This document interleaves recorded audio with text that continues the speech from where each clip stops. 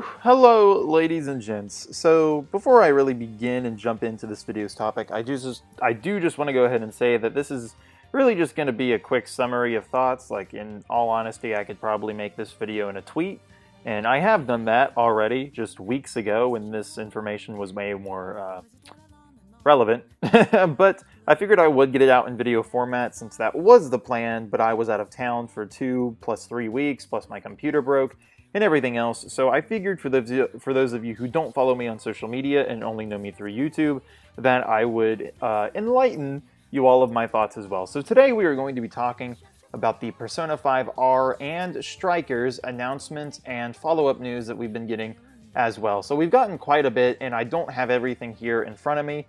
But to summarize, Persona 5 Royal is both a remaster and sort of like a retelling of Persona 5. It's not necessarily a sequel, it's just the same story with a lot of different like added elements. Like there's new characters, new confidants, they're changing pretty much just that. They changed the aesthetic a little bit concerning the overworld's UI, I believe. There's new locations. I believe a new palace that's also explorable. Mementos, I think, has been changed a little bit. What were some other things? I think the biggest thing was just new characters. You can also, in the original game, you play roughly for about a year. You start, I believe it is, in April, and then you end around Valentine's of the next year. So you play almost a full year throughout the game's plot and doing the dungeons and everything else. So they've added a new semester, which would equivalent to like a school semester. So about a half a year. So they added about, or maybe a quarter. But they added a semester's worth of new content, which is a month. Well, no, not a month. Probably like 3 or 4 months worth of new content, which is really not like shocking, but it's just like, huh, that's interesting. Because, you know, how are they going to fit that with the original plot? So it's super interesting, and then a lot of people... Okay, so as far as Persona 5R and Persona S, or excuse me, as far as Persona 5R, which is Royal, and Persona 5 Strikers, which is S, as far as they were concerned, those titles, P5R and P5S, were leaked years ago, back when Persona 3 Dancing, Persona 5 Dancing, and Persona Q2 were also leaked. Their trademarks is what was leaked. So after the trademark leak, we then eventually ended up getting Persona 3 and Persona 5 Dancing's announcement, followed with a teaser of Persona Q2.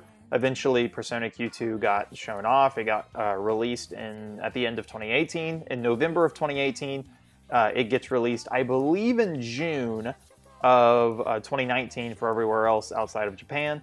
But as far as Persona 5S and Persona 5R were concerned, nobody had heard anything of those titles aside from the fact that they existed because of their trademarks. So, Persona 5R ended up being Royal, which is like the remastered edition, which is what a lot of people speculated anyway. A lot of people then turned to Persona 5S and assumed that it would be a Switch port. So there was a lot of expectations about Persona 5 being ported to Switch, especially in December on Smash Ultimate's release, when Joker was revealed as the first Fighter Pass character. So point being, Persona 5 on the Switch seemed like a guaranteed title. It seemed like a guaranteed Persona 5 franchise installment, and that just didn't happen. Instead, there was Persona 5 Strikers, which plays similar to the Dynasty Warriors kind of thing. Hyrule Warriors, Fire Emblem Warriors, just Dynasty Warriors, those kind of things. So personally, the only Dynasty Warrior games that I've played Hyrule Warriors all the way through. I never collected all the characters just because the mission boards were so tedious to do. And the amount of plot that Hyrule Warriors has, like with the main story, is a lot. I believe there's 3 different main like stories you can play through. Obviously, you play through Link's. You can play through Ganon's, and then a side/support character as well, which I never finished that character. So I never finished the plot in total, but I finished, you know, like, I finished the main story for 2 out of the 3 playable characters that I know existed. But anyway, so Persona 5 Strikers, a lot of people were let down by the fact that it was a Dynasty Warrior game.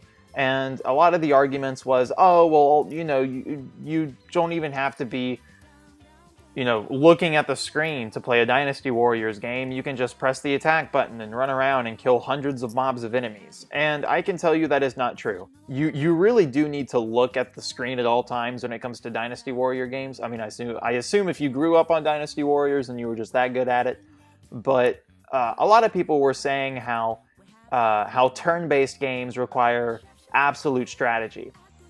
Okay, I can tell you that when I played Final Fantasy VII on the Switch port, ×3 speed, I clocked in roughly about 40 some hours, maybe more, I think 50 hours or so in that game in total to beat the whole game and everything. And I probably looked at the screen about 35 hours of that total, assuming I played for 40.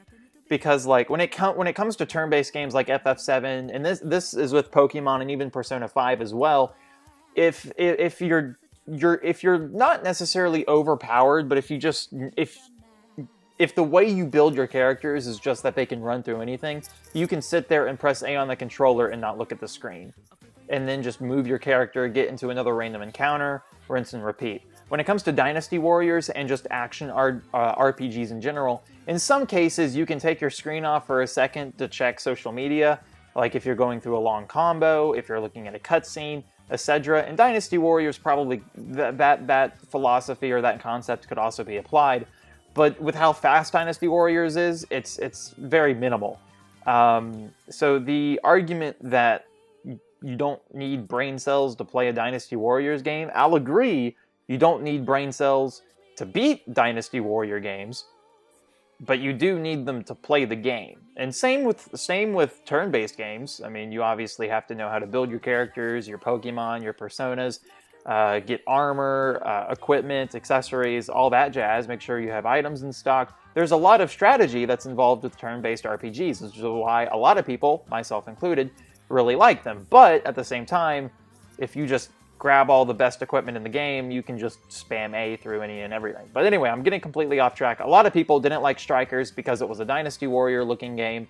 Personally, I like it. I would have preferred Persona 5 coming to the Switch.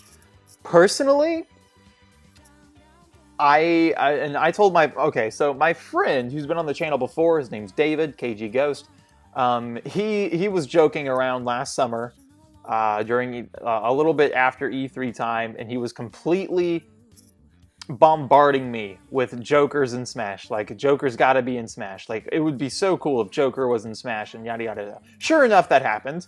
And so, at the same time, he was telling me Persona 5 has to be in Smash. Or, no, just Persona 5 has to be on Switch. Persona has to be on Switch. And my response was then, and still kind of is now, I feel like if they were to port any Persona games over, it would be a bundle of Q and Q2 to the Switch. So that was always my philosophy, and I still kind of do stand with that. I expect Q and Q2 to be bundled on the Switch first, before we get Persona 5, Persona 4, Persona 3, any of the dancing games. I feel like a bundle of Q and Q2 would happen first, but I was wrong before, I could be wrong again. Anyway, so I never fully expected Persona 5 to 100% land on the Switch, just because I expected Persona Q and Q2 to be on there first. But instead we have Persona 5 Strikers, which is a spin-off game, which supposedly has its own plot. So we'll see where that goes. But Persona 5R is looking to be a wonderful remaster. I can't wait to play it. I'm really looking forward to the new content, because I love the game. I played it twice, 100% through, both times, I think. So I'm just a huge fan of the game, and which is why I've done videos on it. The majority of my most popular videos were Persona Q2 related. But anyway, I say all that to mean that I'm looking forward to covering this game and Strikers in the future. So let me know what you guys think about these two games in the comments below, and I'll see y'all next time. Bye.